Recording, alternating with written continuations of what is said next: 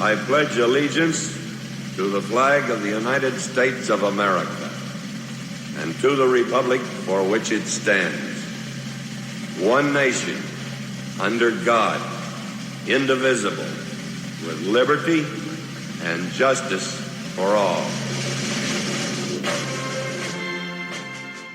Welcome to the Vietnam Veterans News Podcast. News of interest about Vietnam veterans from a Vietnam veteran.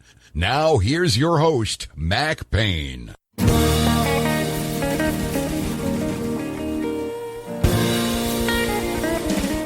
This is Mac Payne here with episode 1799 of the Vietnam Veteran News Podcast. News about the Vietnam War and the brave veterans who served there, as told to you by yours truly, a Vietnam veteran.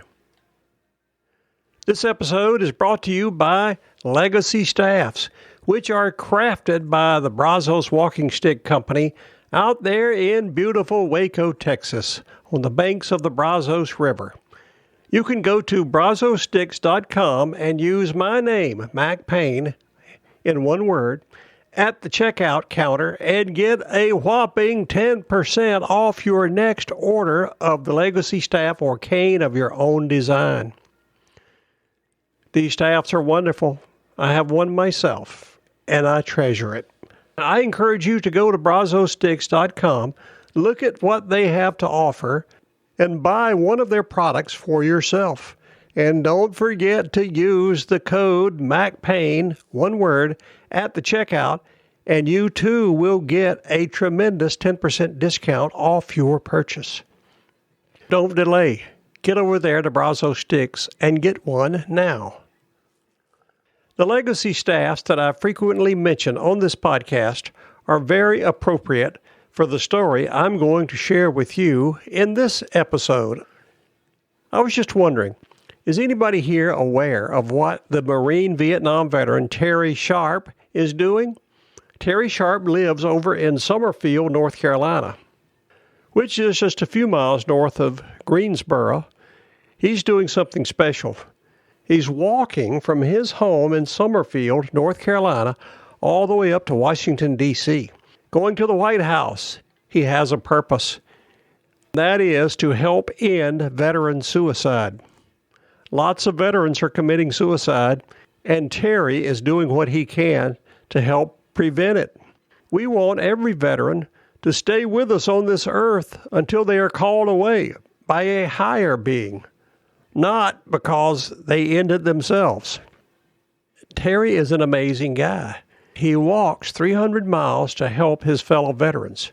On his way up to Washington, D.C., he stopped off in the little town of Riva, Virginia. That's only about 10 miles away from Culpeper. There's a newspaper over there in Culpeper that has a reporter by the name of Allison Brophy Champion. She caught up with Terry over in Riva and wrote a story about him.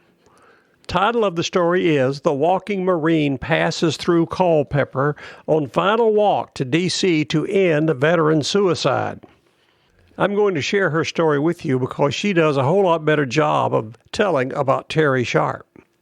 After you hear the story about Terry Sharpe and what he's doing for his fellow veterans, I think you will agree with me when I say that he is another tremendous representative of the great Vietnam veteran generation, one as great as any that ever heeded the call of duty from its country.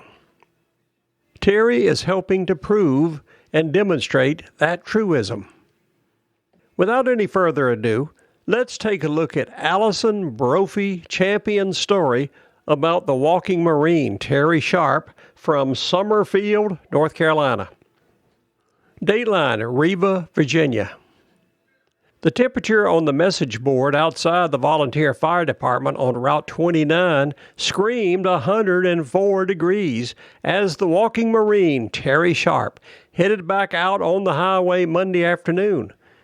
He started on July the 1st walking 300 miles from his native North Carolina to the White House. Not too good, said the 69-year-old Vietnam veteran, taking a quick break under the shade trees of how he was feeling walking on the highway in 90-plus degree weather for 20 days straight. Well, he is a U.S. Marine, so they can do things like that with no problem. Sharpe quickly moved on from how he's feeling, saying the walk, typically done in May to coincide with the Rolling Thunder motorcycle rally, got delayed due to the pandemic. He said he wrongly thought the COVID-19 would have died down by now. Well, don't feel too lonely, Terry. I thought it would be gone by now myself. Continuing. Made a mistake. Said I was going to walk in July, he said, still smiling. That's the wrong time to walk. Sharpe is walking for the right reason, to end veteran suicide and homelessness.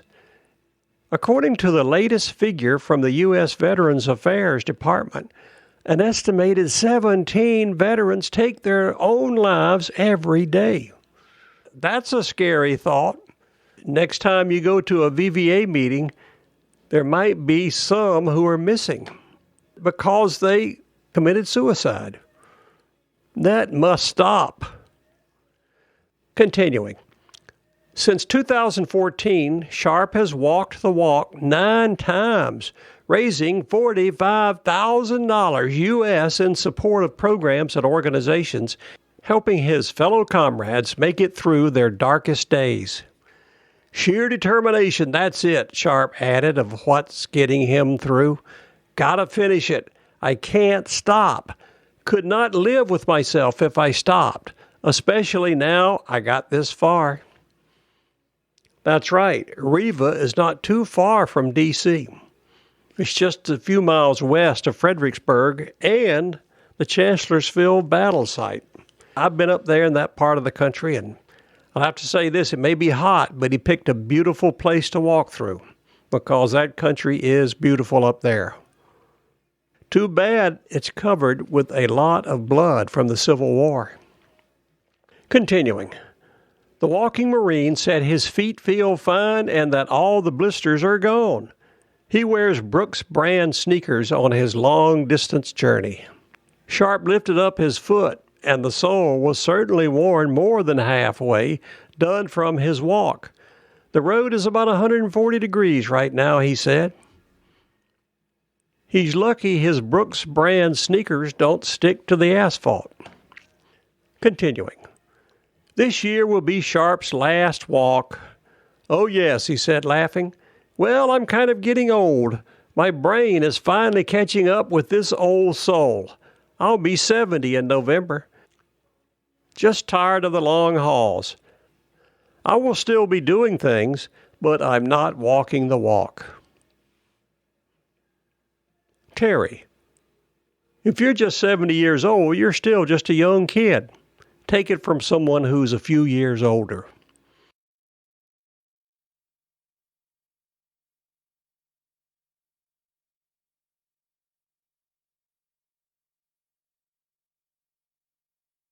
Continuing. The walk will continue, however, with new leadership. Sharpe's goal this year is to raise $25,000 for the Nine Line Foundation, an all-volunteer nonprofit building tiny homes for veterans to get back on their feet. Those wishing to donate can do so at walkingmarine.com or The Walking Marine on Facebook. Links to those pages will be on the podcast show notes for this episode, number 1799. All you have to do is go to VietnamVeteranNews.com, episode 1799, and there you will find not only a picture of Terry as he's walking along holding the American flag, but you will find links to both of those pages, WalkingMarine.com and his Facebook page. Continuing. It's not a handout. It's a place to live, save, get training in different fields, and also medical care, he said. Fellow U.S. Marine Wayne Jenkins of Wentworth, North Carolina, has walked alongside Sharpe since July the 1st. This is his first year walking the route, and he plans to take over walking in 2021. The cause is what keeps me going, said Jenkins, a 47-year-old Iraq War veteran. You hear the stories of folks who have lost their sons and daughters. To see their perseverance is very sad. Regardless of military affiliation, all servicemen and women go through times of struggle, Jenkins said. He continued, "It's difficult because it's hard to make that first step. It's how you deal with it, your resiliency, the ability to allow someone to help you, and I think that's a big thing that people can't handle. They're not willing to reach out. They think no one can understand them, and they have it all bottled up inside. It's a war they have inside their minds and hearts." If the Walking Marine effort can reach even one, Jenkins said, then mission accomplished. He hopes to carry on the mission for years to come, with Sharpe perhaps still participating in relay sections. Jenkins shrugged away the heat and the steep hills encountered on some sections of the highway. This is a whole lot easier than what people suffer before they take their lives. The pain, the heat, it's all worth it, Jenkins said. Driving the support vehicle was another Iraq War veteran, 36-year-old James Levison. His dad, Ziggy of Warrington, also a veteran, previously joined the walk. Levison said being part of the effort is very personal for him. He pointed to a bundle of red and white ribbons Sharpe carries with him. Each is marked with the name of a service member lost to suicide. "He has some of the names of the guys I lost. My first deployment was 15 months, and we had 43 KIA, including a first sergeant that killed himself in front of his troops," Levison said. "And after people get out, lost a couple to heroin overdoses. One guy was having parental rights taken away. It is just like he couldn't go on." Levison said he also overdosed after completing multiple deployments and coming home with a brain injury and PTSD. "I was very lucky somebody found me," he added. "Everything's a lot better now that I have security. Married, settled down, and used my GI Bill, used my VA loan, so it's a lot better." The trio had dinner Monday night at the Culpeper American Legion and will pass through downtown Culpeper around 6 a.m. on Tuesday en route to Remington. It's typically another 5 or 6 days of walking from there until the Walking Marine reaches Washington. But this year's timeline is flexible due to the heat and the need for extra breaks, potentially. Finished with the interview, Sharpe picked up his flags and, walking away at a quick pace, hopped back on the hot pavement. Passing vehicles immediately started honking in support as the duo waved in response. "I don't know when is our last day," Sharpe said firmly. Today we're going to get 14 miles in. We've been getting 10 miles in, but 10 miles a day is not getting me there." Sharpe said he'd have his picture taken at the White House, then turn around and go home. "I don't know. Maybe things are going to happen there. I just don't know," he said, looking at his crew of 2. "I won't know until I get there."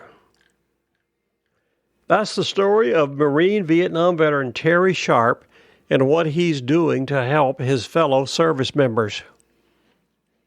Terry is one of those guys who is walking the walk and talking the talk. He's actually getting out there and doing it on the hot roads of Virginia in July when they get awfully hot. I admire Terry for what he's doing. I have decided that the Vietnam Veteran News Podcast is going to present Terry Sharpe with an official legacy staff with his name on it. I want to do that because I appreciate so much for what he's doing. He's willing to step up and do more than just talk about helping veterans cope with their problems and maybe prevent them from ending their lives. Terry Sharpe, on behalf of a grateful nation and all your fellow Vietnam veterans, I'm hereby issuing you an official Vietnam Veteran News Podcast salute. Thank you very much for your service to your country. We encourage you to keep up your good work, and we wish you the best. This is Mac Payne closing out episode 1799 of the Vietnam Veteran News Podcast. Thank you so much for coming to listen to these stories. You are cordially invited to return again soon and often to listen to more coming your way on this podcast, the Vietnam Veteran News.